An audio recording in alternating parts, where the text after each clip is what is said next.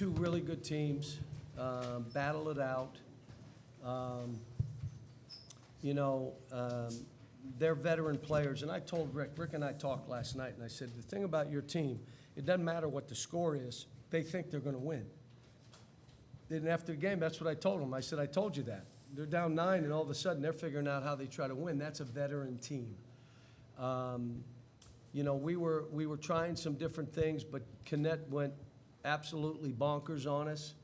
And the plays that bothered me were the threes, because we're saying, make him bounce it. And then, you know, guy backs away or doesn't run through, and, you know, but Justin was really good for us. Ugo was really good for us.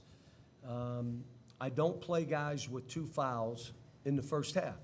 14 minutes to go in the first half, Robert has 2 fouls. Now you kind of see why. He stretched the game out. He made the plays that got us up double digits. And he doesn't have to play thinking, I can't foul, I can't. No, he's fine. He's got 2 fouls. He can play basketball now. And I told him, if you don't want that to happen, don't foul. Don't reach in. Don't get underneath the guy when he comes down on a shot, and you stay in.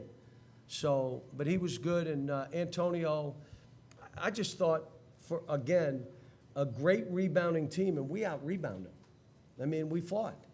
But again, they won the championship. I told Rick what a job he did with this team, and think of the gauntlet he played. The last 4 games, the end game was us, and we're playing better. We're healthy now. We got Trey's not all the way back, but at least he can play. So, but it was a good game. Daryl, all right. John, did you even have a conversation with your guys about needing to win today for a bye next week at the SEC? No. You know the only tournament that matters to me, that after this weekend, that tournament. So no, we never discussed it. I don't even know if they know. But I did tell them after the game, since you're winning, we're going to get a bye. You get Sunday and I give them the rest of today off, and then they get Sunday and Monday. They get 3 days off. So no one caught that. That's good. This is a very... Back, Michael. Ben, go ahead. Cal, you mentioned Ugo there. Didn't even take a shot the entire game, but the tone he set in the first half around the rim, how big a deal was that the first 20 minutes? And the biggest thing was he rebounded.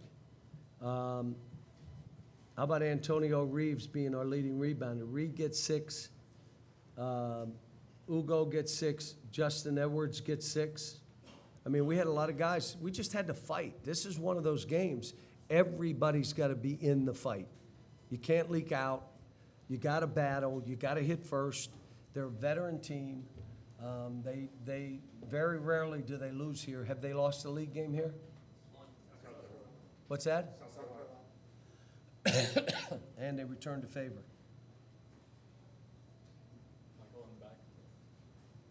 John, you talked earlier in SEC play about Reed, and he said, trust me, stick with me. There was never a doubt here. I mean, for him to come through in the second half, is that what you were seeing out of him, knowing that this was going to come through in a big moment? The only thing, the late game, the people that are really following us know late game, he's kind of, he plays late game like it's early in the game. But that's why he is who he is. So my choice is just, I may have to take him out in some of these stretches. Because, I kept telling him we got 2 turnovers or 2 timeouts, and we still were throwing balls, not crossing half court. The one with under a minute or whatever, I should have called. And I was yelling to them, but the official was too far, but they didn't hear me, so that's on me. But he will make free throws. How about the threes today that he made? I mean, and understand, Tennessee won the championship. This game was at the end of the day for them was, it's a Kentucky game which they want to win, but it wasn't a life and death thing. For us, our kids played, competed. Cal, how much does the offensive firepower that obviously we've seen a bunch this season, saw a bunch today, give you confidence that sort of no matter what the situation is, Well, you guys have a it shot? doesn't matter how I feel. I hope they feel that way, as long as they pass the ball to each other. Again, we had 16 turnovers. That's not who we are. We only had 12 assists. I thought there were times where Antonio held the ball. You haven't seen that all year. And I told him, if you can't get a shot or drive, throw it to somebody and see if they can. What I keep telling these guys, whoever you throw it to can play. So you don't have to, just throw it to them. Let them make a play. And so, but it's, again, I got the youngest team in the country that is coming together, but it's the youngest team in the country. There are times, did I have 5 freshmen out there at times? Well, even if you say Ugo reclassed. So he's, might as well be a freshman. He's just turned 19. So we were pretty young, with Antonio being the veteran, and he played really well.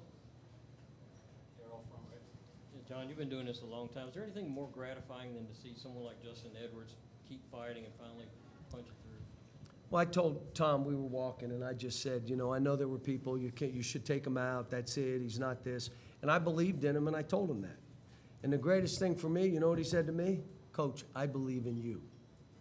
I said, kid, just keep working. And it doesn't always crack on your time. Sometimes it takes more time. The biggest thing with young kids, they've got to be their biggest cheerleader. And the only way you can do that, you can't be phony with yourself. You've got to be a guy that lives in the gym. If you're phony, there ain't no one helping you. You got to be your own cheerleader. When things don't go right, I can't believe I missed it, but I'm making the next one. But what he's giving us at that position is a 6'8". Now we play 4 guards, and he's 6'8". Antonio's 6'6".